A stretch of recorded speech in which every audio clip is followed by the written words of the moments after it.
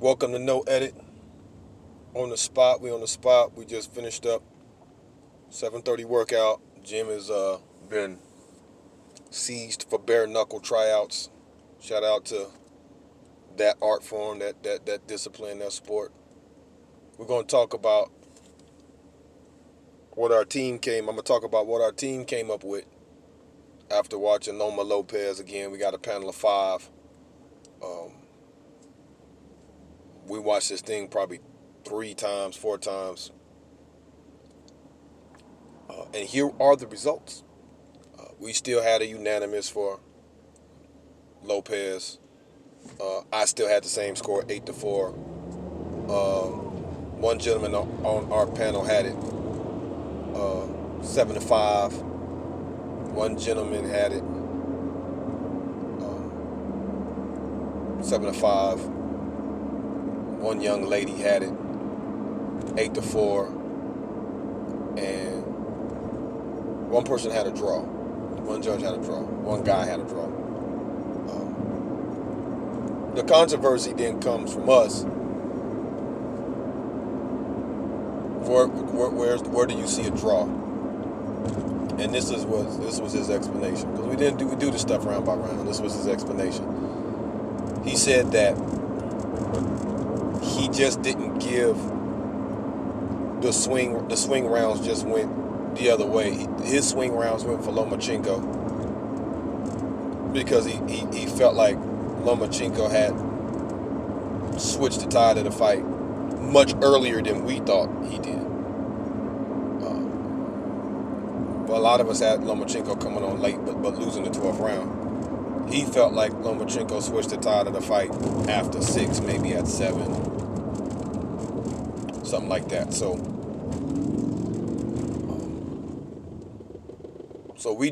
we sat and we did a round by round breakdown. I'm thinking of adding a couple of guys and one young lady to the panel as we get into Tank and Leo tonight. I am ultra excited about this fight, and I'm about to talk about it right now. But that's it for my computer crashed on me, so I'm not able to edit this like I wanted to edit it. But we on the spot. We don't edit anyway, so I don't even know why I said that. I wanted to give it a better package, not necessarily edit it. I wanted to present it differently. So again, unanimous. Teofimo Lopez, 4 out of 5, and one draw. We went with USA Boxing, which would like us to have 5 judges. If you pay people instead of having them pay to volunteer, if you pay people for their service instead of having them pay to volunteer, then maybe they can, get the appropriate number, because they can just wrap it into the sanctioning fee. For those of us who have gyms and so on and so forth, you know that to throw on a show, a smoker or a show, there's a sanctioning fee. Just wrap what you would pay the officials up in a sanctioning fee. There's no reason for volunteers to pay. Boxing is the only sport where that happens. I used to play in men's league, flag football, and all them officials got paid whatever it was, $25 or $30, whatever it was. Boxing is the only sport that charges you to volunteer, which is why I'm considering not doing it. I'm considering not judging USA Boxing anymore because of that. Like, it's ridiculous. It's ridiculous. And then, on top of that, they sent out an email, and the email was like, yeah, we'll give you 10% off this year when you renew your license or get your book. Renew your book. Huh? Didn't nobody box last year? We was in the middle of a pandemic. You still trying to charge me and telling me I will give you 10% off? I have a massive problem with USA Boxing right now. It's just, I ain't gonna get into it right now because that's for another post. I'm gonna go in on them. I still might do it because I love the sport, and I got a couple of youngsters that I'm working with, and so I want to keep working with them and see them do well in the sport. Getting ready to open my own gym. I might even do like a GoFundMe or something like that, since we pushing brown business these days. I might even do that. But again, that's for another post. This is about Tank. This is about Leo, Santa Cruz. Everybody that knows me knows that Leo Santa Cruz is one of my favorite fighters in the world. He's performed on big stages. He's performed well on big stages. I think I mentioned in another post about him and his performance on the absolute biggest stage they can be on. I think I compared and contrasted the two. Where on Tank's biggest stage, yeah, I ain't like it. I think he missed weight and he just looked, for whatever reason, because Tank was on the biggest stage any boxer not named Floyd Mayweather can be on, which is a Floyd Mayweather undercard. There were other names who have pay-per-views, but that ain't the biggest stage you can be on in boxing at that time if your name is not Floyd Mayweather Jr. So on Tank's biggest stage, yeah. And I'm gonna say something. I disagree with Floyd. Because he was on First Take, and shout out to Floyd Mayweather. Oh my God, speak that truth. Speak that truth about ESPN being biased, and I'm 100%, at least with the boxing in any way, I 100% agree with him. He brought up some very substantial points and all that stuff. He did a wonderful job on First Take. Now, I'm gonna say something that I disagree with. He said, "Well, Tank did the same thing that Terrence Crawford did." No, he didn't. Terrence Yorkis Gamboa was much more threatening because he was a really good fighter, and he was much younger at the time. You know what I'm saying? He didn't get injured in the fight. He was far more threatened. I think he even caught Terrence a couple times in that bout before Terrence went and skated off on him. I agree with Floyd that Terrence is pound for pound number one. Some of these bogus lists like ESPN, and that's crazy because Terrence is an ESPN fighter, and they still don't. Anyway, but that's on the what I key in Dante say that what I forgot the name of the list. They on the coincidental list. He's a coincidental list fighter. There you go. And we gonna go in on Top Rank later about that stuff about it. This is about Tank and Leo. Anyway, so Leo on his biggest stages, which I do believe was the two bouts with Frampton. Yeah, he showed up in the loss. He showed up, and in the win, he showed up, and he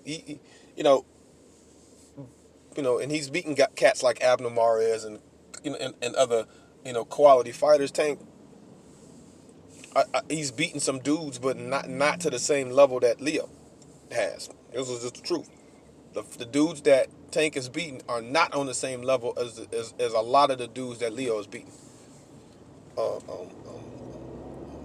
Leo, as far, and again, I don't have the records in front of me, but I think Leo just got the one loss to Frampton. I don't think, and Tank hasn't lost at all. So I'm gonna go away from the records. I'm gonna go completely away from the records. Completely away from the records. All on shameless plug. Subscribe, No Edit Podcast. Go to YouTube, type in No Edit Podcast, and subscribe. I'm trying to hit 100 by the end of the year. It can be done, people. It can be done. I'm trying to hit 100 by the end of the year. Okay, shameless plug over.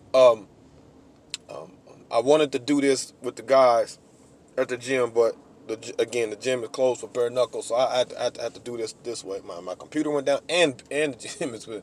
So, but we still press it on. No Edit Podcast. So Tank, explosive. People talk about the power and they disrespect his technique. Because when you're a guy and you can crack like Tank, you're only known for that. And Tank is much better than that, especially a focused Tank, and an in shape Tank.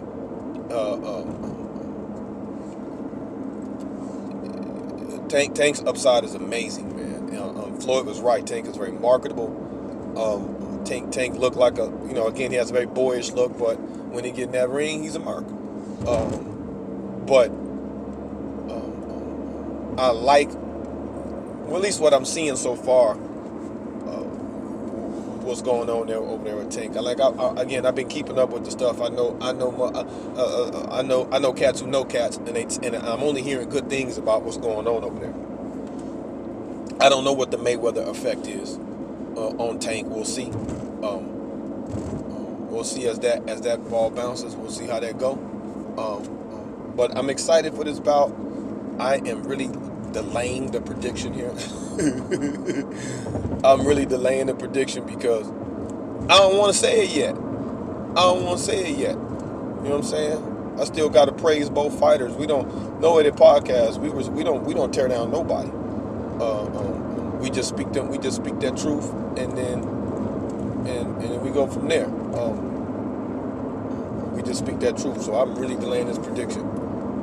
I am slightly biased because I have specific favoritism to Leo because I've been such a fan of his for so long. But this prediction, we don't base predictions on who we like or who we don't like. That's not how we get busy over here. We're not delusional. We don't work that way. Okay. In this bout, prediction time. There will be. I don't hedge. I'm not Max Kellerman. I don't hedge. Well, new information will give me new opinion. Nah, we're gonna roll with what we roll with, and if we right, we right. If we wrong, we wrong. My prediction is this: Leo will get suckered into a firefight and be stopped. Leo will get suckered into a firefight and be stopped. He'll get suckered into a firefight. He'll get suckered into a firefight. That's how I think the fight's going to end. Now, I'm going to give keys to victory. I'm going to give the prediction, and then I'm going to get keys to victory for both guys. That's my prediction. Okay. Keys to victory for Tank. Leo's obviously a little longer from what I understand. And Leo really know how to box. But so does Tank. I don't think that's in Tank's favor to go out there and try to box for 12 rounds. Pressure the pressure guy. Keep him on his back foot. Pressure the pressure guy. Leo is known for throwing 50 million punches in a round. But you can negate that by pressuring him. If you can pressure him, you have suckered him into a firefight because from what I've seen, he's not really a back foot dude. Like, he's not effective going backwards. He's most effective going forward. And unfortunately, these days, kids are not being trained, fighters are not being trained to be effective both ways. Again, that's why, we praise the guys like Terrence and Floyd and Dre and Juan Manuel Marquez and guys who could do both. Guys who could do that. There are guys who can do both, and so that's the you want fighters to be balanced. I don't think Leo is quite there yet. So pressure the pressure guy. That's what Tank need to do. That's my key to victory. I ain't doing all that. Establish a jab and I ain't got 3 points. I got 1. Pressure the pressure fighter, because then it'll force him to fight. It'll force him into a firefight. That's how you win. Leo. Here's how you win. Work that right hand, work that jab, and be long when you want to be long, and exchange when you want to exchange. Thusly control the pace of the fight. Control the pace.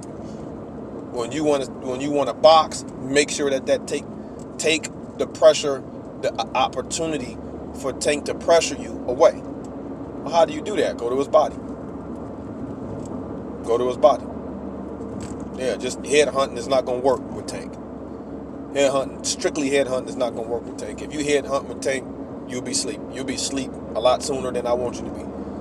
So don't head hunt. You tag his body from deep. Tag his body from deep. Tag his body from deep. And then he'll be reluctant to pressure because you tagging his body from deep, and it adds up over time. And that's how you win. Keep him at a distance when you want him to be at a distance, but don't just try to box from a distance. Get in there and mix it up, and win the exchanges. Win those in tight exchanges and tie him up. 2-on-2, tie him up. 1-2, tie him up.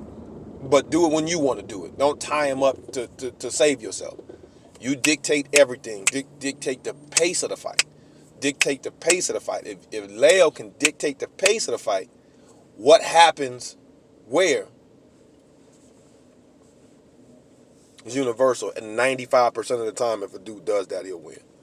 Like, I just watched a good scrap with some Canadian dude, and it was on Showtime. I don't remember the dude's name, but he was Canadian, and I think it was the dude Lopez was fighting. And that dude, I thought, because I am a reputed body puncher, so I love body punching. So I'm not mad at that they scored at a draw, but I was like, they both did what they wanted to do. Like, Lippitt couldn't land big shots upstairs, so he just went to the body. I thought it was beautiful, and I thought he won half the rounds doing that. Other dude controlled everything else. His jab was beautiful. He countered beautifully. He controlled. So I guess based on criteria, if you're scoring on the 4 criteria, Lippitt's lost. But if you're going by who you'd rather be when the bout is over, I wouldn't have minded being either one of them. So that's the case. That's the thing, Leo. That's the thing, baby boy. You got to control what you got to dictate what happens and when it happens. Don't let him push you into no firefight. You get tight in exchange when you want to do it. When you want to back up and box, make sure that you've done enough body work early, from deep. Then people say, "Oh my God, why would you say that? You know, what are you talking about? You're gonna that's risky. You longer. You reach advantage can be as much of a disadvantage as an advantage if you don't know what to do with it. It can be horrible for you if you don't know what to do with it. Think all the dudes Mike Tyson stopped. Mike Tyson was relatively smaller than everybody he fought, especially early, but them dudes had the reach advantage 5, 6, 7 inches and was getting got out of there in 2 and 3 rounds. And you know what I'm saying? If you don't know how to control distance, if you don't know how to utilize your reach effectively, now if you know how to utilize your reach effectively, we saw a shout out to Teofimo. He just did that. He was stabbing Lomachenko to the body from deep. Touch, pop. Touch, pop. Touch, pop. You don't sit there and just rumble with him. So that's the keys to victory for both guys. Again, I made the prediction before I gave the keys to victory for each fighter because we don't hedge. We don't hedge. No edit. We don't hedge. We'll tell you I will tell you who we think gonna win. Feel free to jump in the comments and drop knowledge. Shameless plug. Subscribe to the podcast. I'm finally on the 51. Shameless plug. Subscribe to the podcast. So not podcast, but the blog. Subscribe to the YouTube channel. I'm looking forward to this fight, and let me talk about some sucker stuff real quick. How they gonna put Anderson Silva on tonight too, UFC, and then ESPN got a card too tonight, and it's Halloween. I ain't got no little kids, and I don't celebrate Halloween anyway, so that's not an issue. But I want to put that out there, and on top of that, Murder Mook versus Tay-Rock. What's going on out here, man? Y'all need to schedule better, man. Try to make me choose between a free spider fight I can watch again because I got ESPN Plus or Leo and Tank. We own this, and then Top Rank and not Top Rank, but ESPN the main event. That dude on the main event is good, but ain't nobody watching that. We had Showtime tonight.